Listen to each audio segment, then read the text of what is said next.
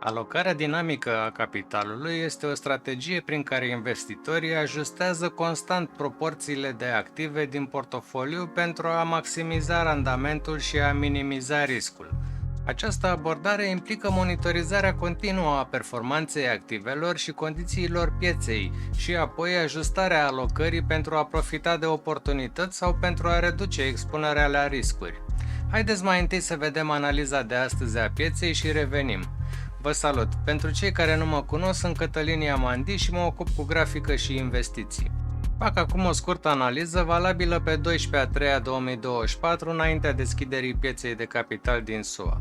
Rata dobânzii de politică monetară rămâne deocamdată neschimbată în SUA 5,5%, în zona euro 4,5% și în România 7%. Pe harta din spatele meu se pot vedea ratele dobânzilor pe tot globul. Cu cât albastru este mai închis, cu atât este mai mare rata dobânzii în acea zonă. În prezent, cea mai mare rată a dobânzii este 130 în Zimbabwe. Sentimentul pieței este bullish în proporție de 57%. Poziționarea piețelor financiare raportate la media pe 200 de zile este deasupra mediei 68,3% și sub medie 31,7%. Așa arată calendarul economic până acum în această săptămână. Astăzi vedem cum va ieși inflația în SUA. Spre exemplu, Core CPI arată modificarea prețurilor bunurilor și serviciilor achiziționate de consumatori de la o lună la alta, fără să ia în calcul alimentele și energia. Așa arată toate companiile listate pe piața din SUA. Sunt grupate pe sectoarele de activitate. Mărimea reprezintă capitalizarea companiei și culoarea reprezintă evoluția companiei în ultima zi. Însă dacă ne uităm pe ultimul an, vom vedea că majoritatea companiilor au crescut. Indicele volatilității VIX la 9 zile a avut niște spike-uri și ieri a închis deasupra range-ului de nivel scăzut unde stătea din noiembrie 2023. Indexul Fear and Greed este la 70, o valoare ce indică lăcomie în piețele din America. Concluzia analizei este că majoritatea companiilor se află în teritoriu pozitiv. Indexul Standard & Poor's 500, ca și indexul tehnologiei Nasdaq și indexul Dow Jones Industrial Average au depășit maximile lor istorice și consolidează. Indexul companiilor mici, Russell 2000, crește, dar mai are până la a egala maximul său istoric din 8 noiembrie 2021. Fed menține dobânda monetară la un nivel destul de ridicat și scade masa monetară aproape săptămânal, adică quantitative tightening. Includ în analiză și graficul TVB-TTF pentru a observa piața acțiunilor din România, care și ea se află la maxime istorice. Vă rog să-mi lăsați un comentariu. Ce dispozitiv folosiți pentru a urmări acest episod? Vă uitați de pe televizor, telefon sau tabletă? Să revenim la subiectul de astăzi. Alocarea de capital se referă la distribuirea resurselor financiare între diferite oportunități de investiții sau activități de afaceri. Investitorii trebuie să decidă cum să împartă fondurile între diferite categorii de active, cum ar fi acțiuni, obligațiuni, trusturi de investiții imobiliare numite și REIT, mărfuri, fonduri de tranzacționare la bursă numite ETF, criptoactive și alte investiții, cum ar fi proprietăți imobiliare sau bijuterii. Alegerea specifică a activelor depinde de preferințele individuale, toleranța la risc și condițiile pieței. Scopul alocării eficiente a capitalului este să obținem un portofoliu echilibrat și diversificat, care să se alinieze cu obiectivele financiare și să atenueze riscul. Portofoliile se pot clasifica în funcție de alocare. Portofolii cu alocare agresivă conțin predominant acțiuni și sunt potrivite pentru investitori cu o toleranță ridicată la risc. Portofoliile cu alocare echilibrată combină acțiuni și obligațiuni, fiind adecvate pentru investitori cu o toleranță moderată la risc. Vizează atât aprecierea capitalului cât și venitul stabil. Portofolii cu alocare conservatoare sunt formate în principal din obligațiuni și sunt potrivite pentru investitori cu o toleranță scăzută la risc. Scopul este stabilitatea și venitul constant. Investitorii ar trebui să urmărească performanța activelor și să ajusteze proporțiile în funcție de schimbările pieței.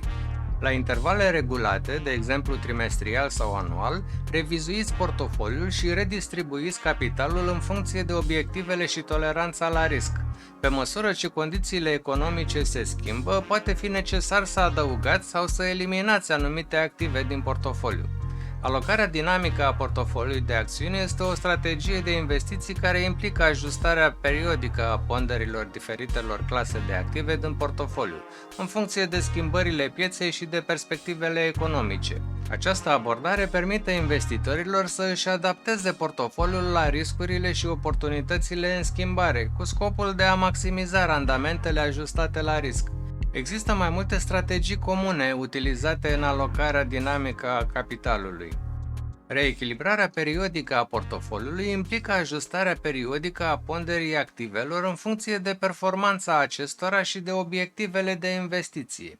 Investitorii pot folosi analiza tehnică pentru a identifica modele și tendințe pe piețele financiare, iar analiza fundamentală pentru a evalua sănătatea financiară a companiilor în care investesc.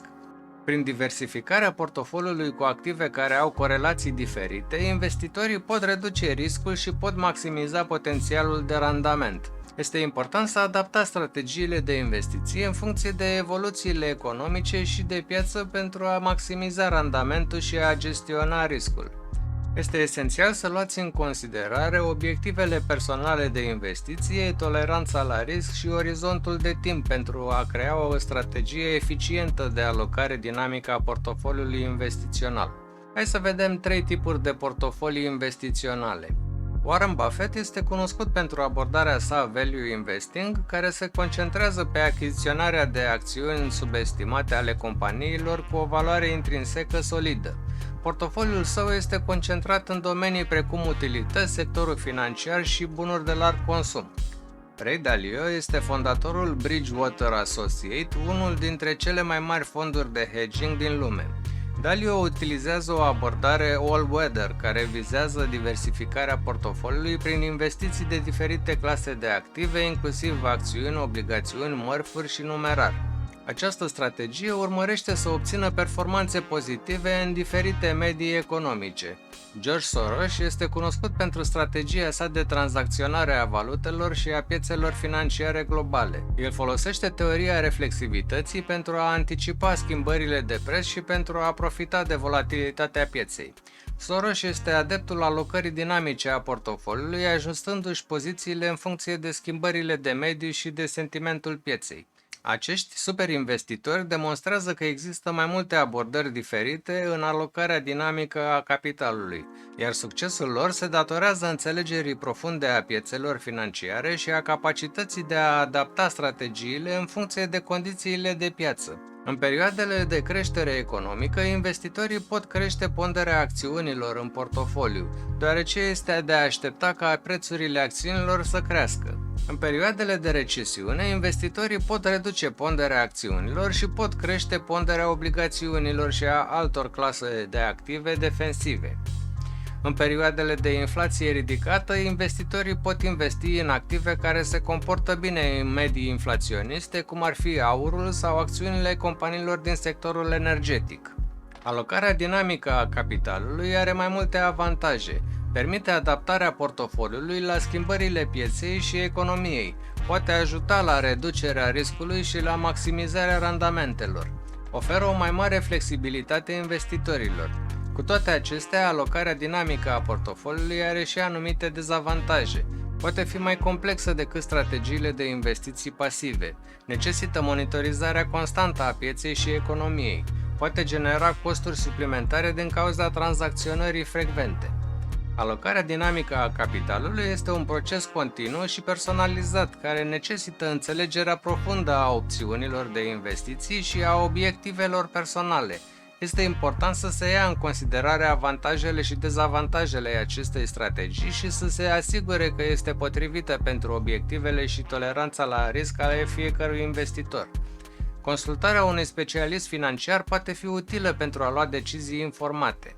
Voi continua să postez 2 videouri pe săptămână pe care vă invit să le vedeți dacă doriți să performați în acest domeniu. Ca de obicei, mulțumesc frumos membrilor și vă rog să vă abonați dacă nu ați făcut-o deja pentru a nu pierde videoclipurile viitoare. Este important pentru mine să ajung la 1000 de abonați pentru a monetiza canalul. Apăsați butonul de like dacă ați aflat măcar o informație relevantă și trimiteți acest videoclip persoanelor care ar putea fi interesate să se dezvolte personal și financiar. Activați clopoțelul pentru a fi notificați atunci când postez un episod nou. Dacă doriți, puteți să-mi lăsați adresa dumneavoastră de mail pentru a primi update-uri. Linkul este în descriere. Ne vedem în următorul episod. O zi plăcută!